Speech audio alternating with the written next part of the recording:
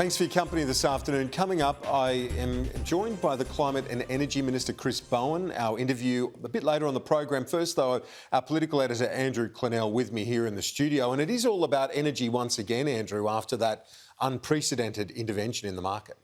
That's right, Kieran. The energy market is back on. The Energy Minister, Chris Bowen, and the Australian Energy Market Operator announced that today.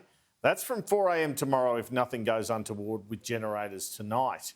The system was only suspended for a week, as it turns out, after accusations power companies were not doing the right thing after the breakdown of several decaying coal-fired power stations. But as far as our medium-term energy needs are concerned, the Minister confirmed here in this interview with Kieran that we will play later that it is a race now in terms of getting transmission and storage around renewable projects. In short, the Labor goal of 82% of the electricity grid being powered by renewables by 2030 is doable, he says, and this government will facilitate it. Is it now a race, in your view, to build that transmission and storage capacity sufficient enough to make the most of the renewables that are out there and growing in terms of their market share? And getting more on, Kieran, getting more on. And yes, it is a race, and we're starting 10 years late. So we've gone to the election with a very substantial policy of investing in transmission. That'll bring on more renewables. That'll allow all that private sector investment to come forward. It'll help us build the storage going forward. But we've got to build the framework for them to work properly. That means transmission and that means storage. As you look to the medium term, are you increasingly confident of getting that storage, that transmission that we started talking about in place in sufficient time to have the reliability as well as the emissions reduction?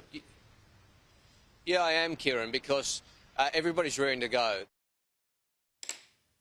Almost some Peter Garrett action in terms of the movements of Chris Bowen there. Well, Chris Bowen is certainly being backed by the Victorian government. They want to take part in the capacity mechanism the minister is seeking to set up by excluding coal and gas. Even the minister says here that he hopes that mechanism, which is about guaranteeing energy, is predominantly powered by renewables. There will be a degree of flexibility, of course, as to how states implement the capacity mechanism with particular regard to their own state circumstance. But this is a massive transformation which we need to get cracking on. We've got to have that safety net there. Now, I want to focus on new technologies, on pumped hydro, on storage, and those sorts of things that'll provide that extra level of reliability. State and territory ministers will work very cooperatively with me, as they have done so far, to turn that into reality.